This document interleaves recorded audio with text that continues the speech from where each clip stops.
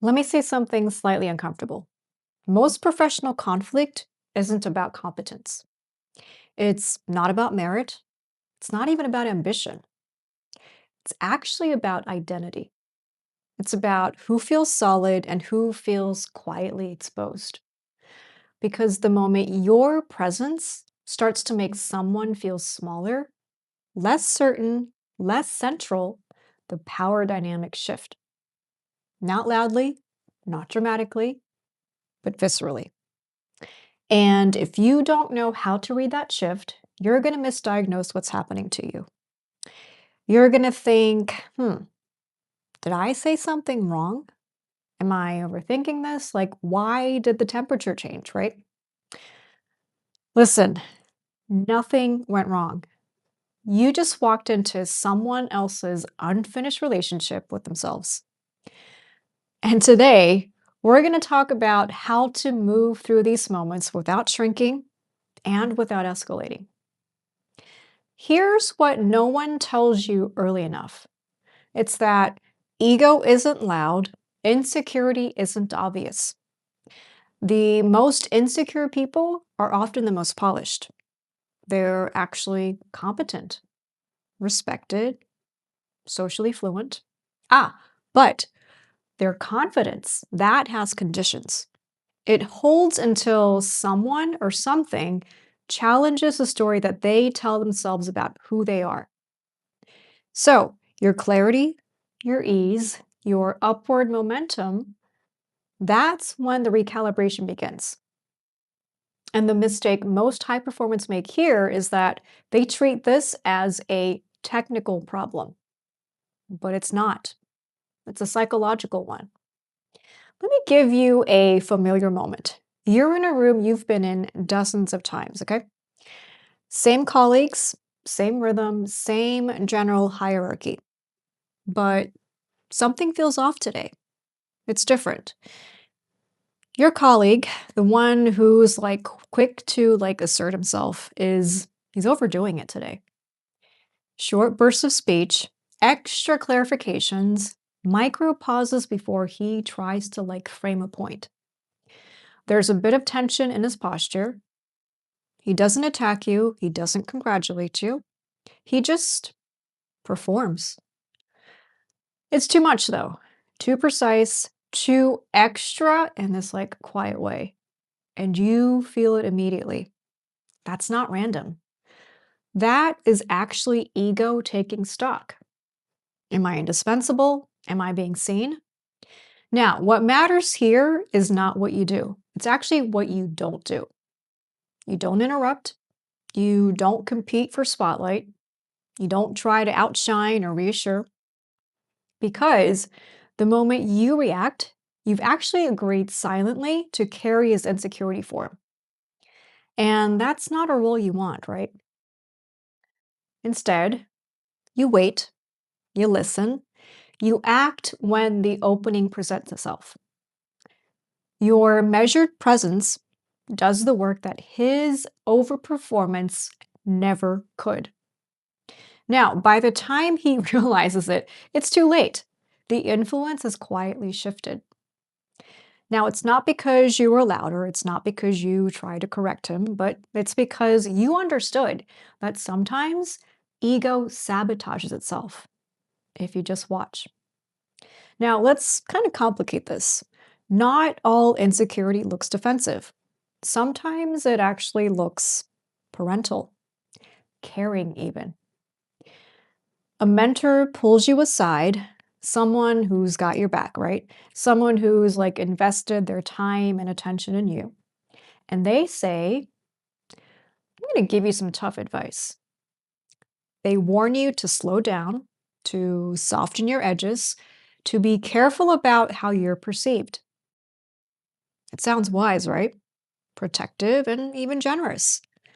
But underneath it, there's hesitation.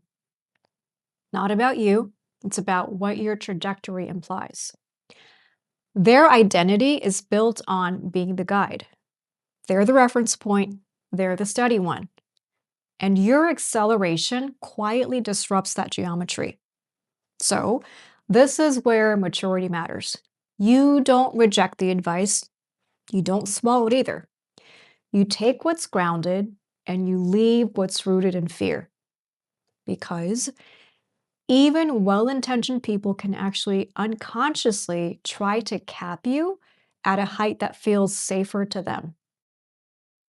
Okay, now picture this: two managers, each confident, each talented, both very, very ambitious.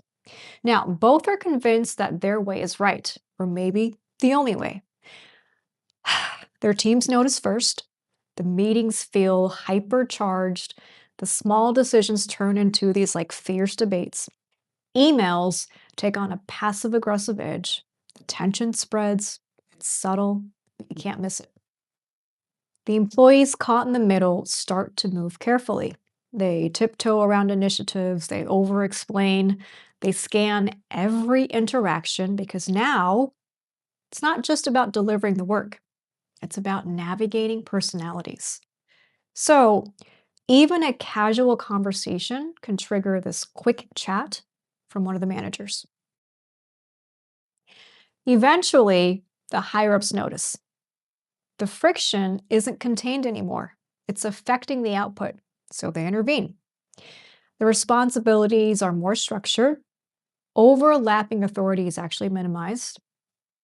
The managers, they're effectively separated in projects to reduce the conflict.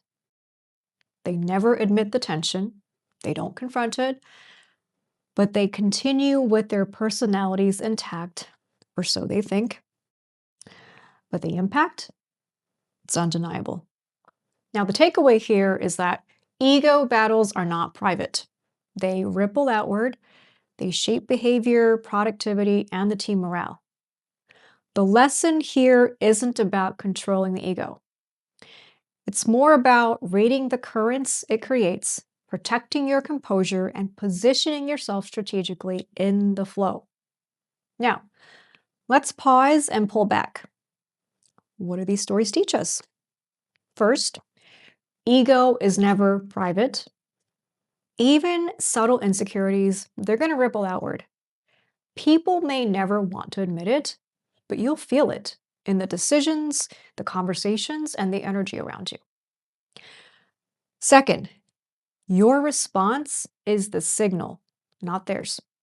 You can't control someone else's ego, but you can control your presence. Steady, deliberate composure always carries weight. Third, read the currents. Do not fight the waves. Situational awareness isn't passive, it's strategic. Notice the shifts, adjust subtly, preserve clarity, protect your influence. And finally, your performance defines your authority, not their insecurities. So keep delivering with precision, consistency, and awareness. Let the room calibrate itself around your competence, not their drama. Now, here's the quiet truth: power doesn't move through titles, it moves through people, right? Through their confidence, their self conception, and their unresolved fears. So once you understand that, you stop asking things like, why are they acting this way? And you start asking more about, what does this moment reveal? That shift alone changes how you move. So you become less reactive, more deliberate, and harder to destabilize. Because the real advantage here isn't dominance, it's actually psychological literacy. Seeing clearly, holding your center, and letting other people's insecurity remain exactly where it belongs.